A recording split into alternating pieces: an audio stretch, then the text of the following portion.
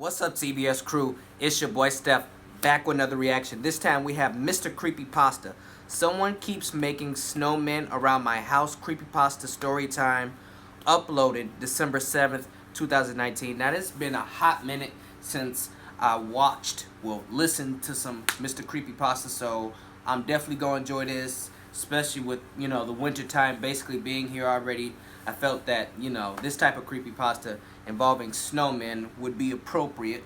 But even if it wasn't, I was still going to listen to it. So, y'all already know all the important links will be down in the description. Without further ado, let's get into it.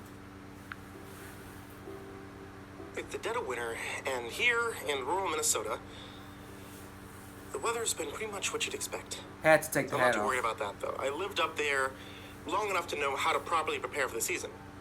And plus, since I generally work remotely, I rarely have much reason to leave the house to brave the elements, even when the weather isn't god-awful.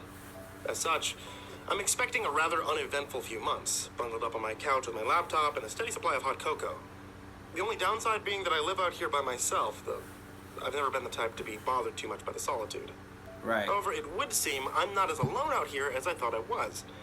For the past few weeks now, I've been waking up each morning to find that, well, at some point in the middle of the night, someone's been building a snowman somewhere on my property. Every single day I wake up to find a new one without fail. Now, this would be weird enough on its own, but as I've mentioned, I live in rural Minnesota. So the nearest town is about 20 miles from here, and my nearest neighbor is over 5. Damn. The snow right now is 2 feet deep at a minimum. It's more than a little odd that someone would come all the way out here just to build a snowman, let alone in the middle of the night. You too secluded. For the past few weeks now, I couldn't do it. That being said, it didn't really bother me at first. I mean, from what I can tell from the traces left behind, the culprit seems to be a kid around the age of maybe like 12 or so. He always comes way of the forest that spans the land just north of my little plot. That in itself is odd, given the fact that I don't recall anyone living up that way. But it's not like I'm the most social person anyway. Wouldn't be a surprise to me if I just didn't hear about them moving in. I mean, besides, they're just snowmen. They aren't exactly the most threatening thing in the world. But still. The snowmen themselves are actually pretty well made. I mean, they're more than a few levels above the clumsy, tossed-together lumps of snow that you usually see outside of some people's homes. Each of the 3 spheres that make up every snowman is perfectly formed. So much so that they almost look manufactured in a way.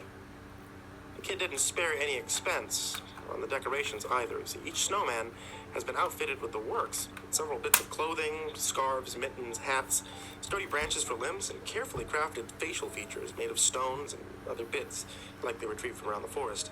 Now, admittedly, I did find the fact that they were all made to be frowning and facing towards my house, well, a little unnerving. I guess I could have just destroyed them or something if they just started to bother me, but I was reluctant to do so. Why? I mean, it sort of felt like, I don't know, kicking over a kid's sandcastle on the beach was, I mean, unless you're some kind of sadist, is anything but a good feeling. And besides, they were harmless piles of snow. As far as you know. Get in the way or anything. That's your... Unsettling or not, they still weren't anything worth being seriously worried about. That's your property, though. Well, I quickly changed my mind about that. Oh, I bet. Last night. See, after nearly a month of this going on, I was ready to confront this nightly visitor. I'd finished all the work I needed to get done that week, so I figured there wouldn't be any harm in pulling an all-nighter in order to try and catch the kid in the act. I still wasn't particularly bothered with what the kid was doing, but I was starting to get a bit concerned. See, the temperature was dropping more and more below zero each night, and I was starting to worry about the kid's safety. That's not my problem. I had my suspicions as to the reasons behind the kid's odd behavior, and I certainly didn't want to deal with the legal troubles that it would bring if they, died on my property. I was hoping the weather would stay clear for my little stakeout, but I wasn't quite so lucky. As afternoon shifted into evening, the clear patch of weather that we'd been in for the past couple of weeks came to an end as the snowstorm rushed over the mountains and bore down on us. By the time night came around, the storm had begun in full. I could barely see more than a few yards out through my window, even with the high-powered flashlight I had on hand. I figured the kid wasn't going to be able to make it to his nightly trip on these conditions, but I decided to stay up just in case. It wasn't like I had anything better to do anyway. By the time 2 a.m. came rolling around, though, I had lost all traces of this previous enthusiasm. I was most of the way through a bottle of wine, and I had I'm long tired of shining my flashlight through my windows and only seeing the figures of the nearest snowmen. I had more than less convinced myself that it's about time to give up and turn in for the night. Felt compelled to check one last time, though, if only to satisfy the little stubborn bit of my mind that didn't want to admit that I'd wasted an entire evening. God, I wish I'd just gone to bed. Drawing in close to one of my windows, I slowly swept my flashlight across the yard. The storm was still going strong, but the wind had started to die down significantly. It had been fierce, but it seemed as if the storm would be brief, too. I figured there was a good chance that it would be done by morning. The visibility had cleared up significantly, and I could now see some of the snowmen that littered my yard. In spite of the previously howling winds, not a single one of them had been tipped over. After slightly melting and then refreezing once more over the past couple of days and nights, the snowmen had all formed a resilient outer shell of ice. It'd take more than a run-of-the-mill blizzard to make them budge. They'd probably last till spring. And somehow, they almost seemed closer to my house than before. See? Perhaps the decreased visibility was making me a bit claustrophobic or something like that. It's hard to say. I did find it a bit jarring, though. All the same. Caught up in my thoughts, I almost didn't notice it. A flicker of a moment, something in between the snowmen that most certainly hadn't been there before. I did a double take, not quite sure if I had seen what I thought I did. I swept the beam back towards the spot where I thought that I'd seen it, but it wasn't there anymore. If it had been there to begin with, that is. Perturbed, I continued to sweep my flashlight across the lawn. I had almost convinced myself that my lack of sleep was starting to get to me when I heard something. A rustling just to the left of my window. The beam of my light quickly flicked over to where I thought the sound had come from, but I was only able to just barely catch sight of it before it disappeared around the corner of my house. This time, I was certain of what I'd seen, a flicker of movement, a human figure, and the smallish bare foot of a child just before it disappeared out of sight. I cursed under my breath, pulling on a cloak and a pair of boots. Not only was this kid out in this mess, but he was barefoot, if not worse. Where in the heck were this kid's parents, and why the heck weren't they keeping a better eye on him? That's not my problem. I wasn't exactly eager to throw myself out into the blizzard, but I knew I had to. I wasn't even sure if this kid knew where the heck he was. And I sure as hell wasn't going to let this kid die out here on my lawn. Yeah. Shivering, I went out my back door, ducked around the side of the house that I thought the kid was on, and hoped that he'd be close to the house still, so I wouldn't have to venture too far off into the blizzard. Facts. But I wasn't so lucky. I found his tracks. They were quickly being covered up by the falling snow, but were still clear enough to tell that he'd wandered off further into the blizzard. Letting off more than a few expletives, I hurried off after the kid before I completely lost track of him. I followed the tracks further out, towards the edge of my property. I debated calling out for the kid, but decided not to, worried that I might spook him. I strained my eyes and ears to catch some sort of trace of him, but it wasn't easy in the howling blizzard. The snow muffled everything. The wind drowned everything out, and my flashlight beam could only reach so far. I'd walked for a couple of minutes, and all I had seen were the snowmen. The tracks were fading fast, and I was worried that I might lose the trail entirely. It was then that I heard it. Sort of rustling and scraping, like a small animal trying to dig itself a burrow. It was the kid. It had to be. I did my best to quieten my steps as I crept closer. We were near the woods at the edge of my property now. I near the source of the sound, which seemed to be coming from behind a few bushes. Quietly making my way around, I swept my light across the edge of the dark forest, hoping that the kid wouldn't run away again at the sight of me. See, I only see it now in retrospect that my entire perception of what had been going on was based on assumptions. I'd come across something unusual and unexplained in my otherwise normal everyday life, and I'd automatically done my best to rationalize it. I mean, sure, I may have felt uneasy about what was going on, but I never felt like I was in any sort of danger. But when my flashlight beam settled on that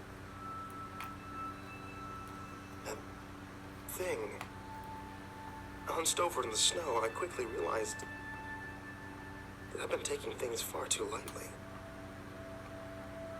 The first thing I realized is that it wasn't just barefoot. It was completely naked. From head to toe, there wasn't a thread to be seen anywhere. That was the least of my concerns, though, as I realized under further examination that what I was looking at may not even be human. The skin was white with tinges of blue, barely indistinguishable from the snow around it. Its icy hide was pulled taut over a bony frame, which seemed to almost poke through in spots. Its spine stood out in particular, its bony ridges traveling down its hunched back and leading one's eye towards its strange, short and fleshy tail. It had the overall shape and size of a human child, but it was anything but. It was much more like a naked mole rat or some sort of hairless cat. Rufus, It was Kim bent Possible. over, its Hey, gnarled, root-like hands clawing the surrounding snow together and forming it into a large ball. Its movements were frantic and erratic, like a rodent or a cockroach scurrying across the floor. what the fuck? It was so outside the realm of anything I was expecting, my mind couldn't figure out how to react. That quickly changed, though. The flashlight hadn't alerted the creature for whatever reason, but I wasn't able to mask my shock, my gasp of breath at the sight of it. It froze and it quickly whipped around to face me. Its face, it wasn't right. The proportions were all off. The eyes were too small, the mouth was far too big, the nose was practically non-existent. Its beady black eyes were fixed on my own, and its wide mouth, full of teeth like shards of ice, were fixed in its snarl. My mind caught up with itself, and I felt a fearful chill rush through me. It was so much colder than the blizzard around us. It let out a screech, not unlike nails on a chalkboard. I screamed right back, falling backwards as I desperately backpedaled away from it. My flashlight flicked like crazy before going out completely. A few frantic smacks got it working again, and I focused it once more on where the creature had been, but it was nowhere to be seen. I had no idea where it went, but I was certainly not sticking around to find out. I rushed back to the Snowmen to my house, and I swear they were all looking at me. Their frowns were deeper, they were angrier even. I didn't waste any time examining them in any great detail, though. Quickly, I made my way through the house. I locked all the doors, I closed all the curtains and blinds before hurtling up on the couch and trying to shiver the chill of fear away. I had my fill of beady black eyes for the evening, on snowmen or otherwise. The night was uneventful after that, thankfully. I fell asleep at some point, my fatigue overcoming my fading panic. I've been trying to convince myself that last night was all just a bad dream or something like that, but I haven't quite been able to manage it. I mean, I don't really know what to do about any of this. I mean, I guess I could call the cops. But even if they believed me, it's not like they could even make it out here. The roads are impassable this far out. Not really sure if I'm in any sort of danger or anything. Who would they even arrest? They could have been just as scared of me as I was of it. Who knows? All this is just so far outside of my realm of experience. I don't feel confident enough to even guess. I'm sure as hell not leaving the house anytime soon. And you see, when I woke up this morning, all the snowmen had disappeared without a trace. The snow around where they stood completely undisturbed, and it doesn't look like they were knocked over. They were carried away, not anything like that. So I don't know what's going on. I'm not setting a foot outside until I know for sure. Until I'm certain where they've gone.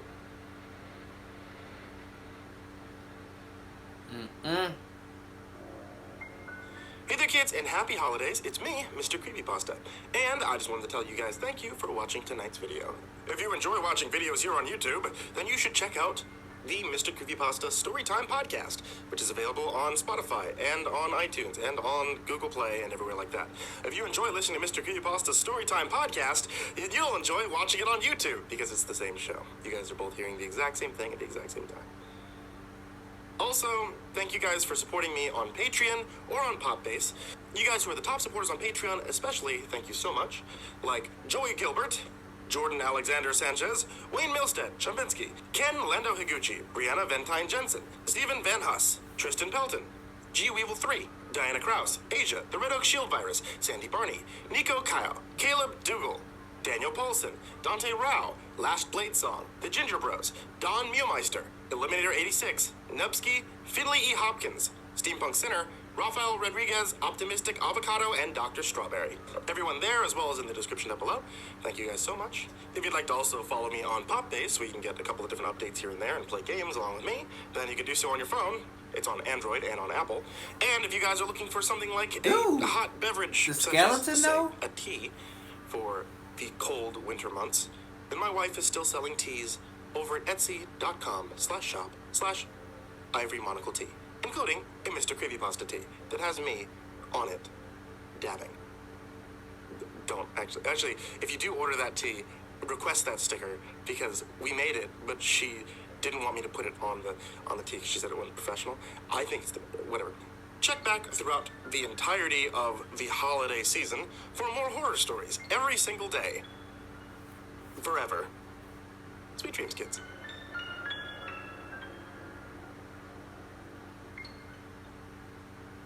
Okay, first thing, while I'm listening to him going over the ending credits, the fucking skeleton coming out of the darkness, like walking lethargically and stumbling around, that's very, I was gonna say off-putting. That's not the right word. That was unnerving. I didn't like that. Had that skeleton came out of that darkness and came straight towards the screen, oh, it would have been lit up in here. So that's why I kept making those gestures, because it was throwing me off, especially the way it was moving. So my bad, but that threw me off. Second thing is, what happens to this child is not your fucking problem, as long as it doesn't happen on your property. You say you were concerned that the child didn't have any shoes on. Well, the child, until you realize it wasn't a child. But even if it was a child, he doesn't have a coat, shoes, anything like that, hat. That's not your problem. That's not my fucking problem, where his parents are. My problem is you're coming on to my property. That's what you need to be concerned about. He's on your property building snowmen before you realize that it wasn't a child. If it was a child, I'm saying, a child's coming onto your property intentionally building snowmen with angry expressions, or just building snowmen and the snowmen develop their own angry expressions. And then he's leaving. I don't give a fuck if he's not properly, if he's not rocking the proper attire for this frigid winter cold. I don't give a fuck about that. You own my property. You in my shit. Well, on my shit, technically. Loitering, building frosties all over the place. Well, evil frosties, because they were frowning with evil smiles and angry expressions and all of that. That's an ass whooping. I don't give a fuck about you not being properly dressed for the weather. You finna get your ass whooped. Your parents might get their ass whooped, wherever the fuck they are. But since it wasn't a child, yeah, you almost got. Man, had you approached, if you came incorrect to that creature, man, that creature was gonna get on your ass, and all those evil snowmen was gonna get, man. You could cancel Christmas. No pun intended. Thank you so much, guys, for watching my video. I really hope you enjoyed it. I know I did. Well, the story. That is all I got for y'all this time around. Your boy Steph is out.